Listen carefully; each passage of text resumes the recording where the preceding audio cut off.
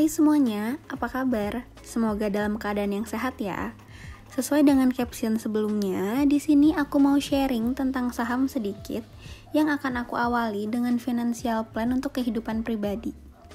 Sejatinya, kita sebagai manusia membutuhkan uang untuk hidup, ya nggak?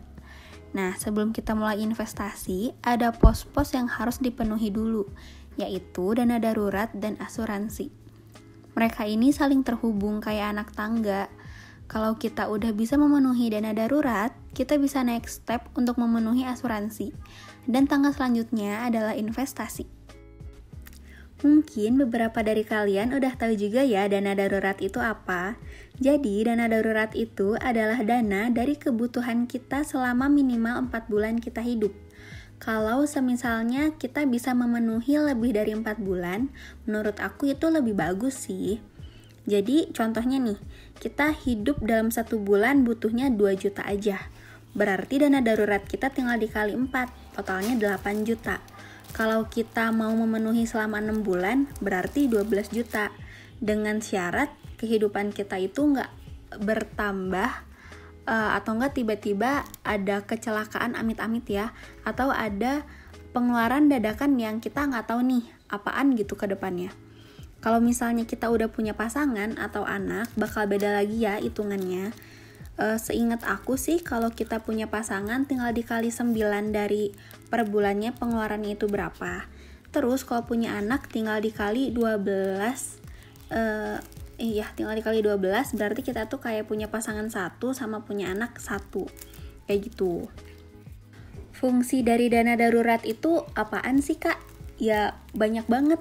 Contohnya nih di masa COVID kayak gini, yang tiba-tiba banyak banget kena PHK, udah gitu gak dapet pesangon. Kita bisa bayangin gak sih, bakalan kelimpungan banget untuk memenuhi kebutuhan kehidupan kita selanjutnya itu pakai apa? Kalau ternyata kita skip dana darurat dan langsung investasi, berarti mau gak mau kita harus jual investasi kita kan secara dadakan, yang siapa tahu ternyata malah rugi, bukannya untung. Kalau gitu kan sayang uangnya. Kalau diibaratin nih, contoh secara realnya, waktu kita pertama kali kena COVID itu Februari atau Maret 2020, ya kan? Terus waktu saat itu IHSG tuh benar-benar turun banget, anjlok banget. Kalau diibaratin, harganya yang tadi 5.000 bisa langsung jadi 2.500, bener-bener langsung setengahnya. Kalau kita nggak punya dana darurat yang kita pegang secara cash pada saat itu, berarti mau nggak mau kita harus menghidupi kehidupan kita selanjutnya dengan menjual investasi kita kan, yang dimana pada saat itu harganya benar-benar lagi drop banget. Yang ada kan ya kita emang benar-benar rugi, bahkan ya gimana ya, kalau dijual rugi tapi nanti kita nggak hidup, tapi kalau kita nggak jual kitanya nggak hidup, ya serba salah pokoknya. Karena itu dalam financial planning, aku harus benar-benar harus ingetin banget nih, jangan ujuk-ujuk langsung ke investasi, tapi kita itu harus memenuhi dana darurat dulu, udah gitu asuransi, barulah investasi, gitu ya. Terus untuk teman-teman juga nih, yang biasanya seumuran aku, rata-rata teman-teman aku juga langsung ke investasi aja, sedangkan dana daruratnya itu nggak bisa memenuhi untuk dia 4 bulan hidup. Karena kita kan emang nggak tahu ya, kalau ternyata tiba-tiba kita di PHK, atau buat kita yang memiliki bisnis sendiri, lagi ada sepi, atau mungkin tahu-taunya usaha kita lagi nggak lancar. Karena itu untuk pebisnis, alangkah baiknya kita itu memiliki dana darurat 12 kali dari pengeluaran kita per bulan. Kayak gitu teman-teman. Pasti kalian udah punya bayangan kan seberapa pentingnya dana darurat ini untuk kehidupan kita. Nah, setelah kita bisa memenuhi dana darurat tersebut, selanjutnya kita udah bisa memulai asuransi. Minimal banget itu kita harus punya BPJS, karena itu kan paling murah. Setahu aku bahkan kelas 2 ya, yang paling bawah itu per orangnya cuman di 40.000 atau 60.000 ya, aku lupa. Pokoknya masih di bawah 100.000 untuk per orangnya. Tapi kalau ternyata kita bisa upgrade kita bisa punya BPJS dan tahu-taunya kita punya asuransi swasta, itu lebih baik lagi karena berarti yang nge-cover kita udah ada 2 gitu. Dan kalau BPJS kan, maaf sebelumnya, emang agak sulit ya untuk kita ngeklaim, atau enggak untuk kita berobat juga harus ngantri atau dilempar ke sana ke sini. Tapi kalau kita punya yang asuransi swasta, insya Allah semuanya kayak cepet gitu loh penanganannya. Asuransi ini juga ada banyak banget macamnya. Ada asuransi kesehatan, ada asuransi jiwa, asuransi pendidikan juga. Semuanya bisa disesuaikan sama kebutuhan kita masing-masing. Nah, setelah asuransi ini terpenuhi, akhirnya kita bisa ke investasi.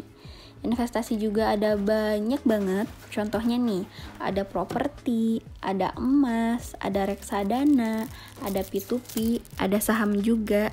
Cuman di kali ini kita akan bahas saham dulu ya, karena emang kita juga, kalian juga mintanya untuk membahas saham. Untuk investasi saham ini minimal umurnya 17 tahun ya, karena kita wajib memiliki rekening bank kustodian yang syaratnya sudah punya KTP. Bank kustodian ini adalah tempat kita men-top up uang kita untuk membeli saham. Dan kita juga butuh broker sebagai tangan yang menyampaikan ke perusahaan pilihan kita untuk membeli saham perusahaan tersebut. Kalau diibaratkan nih ya, semua pasti punya akun marketplace kan? Anggaplah Shopee. Shopee ini adalah broker dan ShopeePay adalah bank kustodian. Kita top up ke ShopeePay supaya kita bisa belanja di Shopee barang apapun yang kita mau. Nah, barangnya ini diibaratkan perusahaan yang kita mau beli sahamnya. Kayak gitu simpelnya teman-teman. Di video kali ini, aku memang ingin membahas secara umum dulu financial planning untuk kehidupan kita sendiri itu seperti apa. Supaya teman-teman juga bisa menghindari salah langkah atau salah pengambilan keputusan terhadap uang kita sendiri. Apabila kita bijak dalam menggunakan uang, kedepannya insya Allah kita pun memiliki ritme disiplin dalam mengeluarkan uang, yang tentunya akan menjadi feedback positif kembali untuk kita. Mungkin sekian dulu bahasan financial plan untuk video kali ini. Kalau kedepannya kalian ingin lebih menggali tentang suatu hal, boleh banget komen di kolom komentar. Atau kalau kalian ada ide lagi nih untuk konten aku selanjutnya, boleh juga kalian beri masukan ke aku. Terima kasih.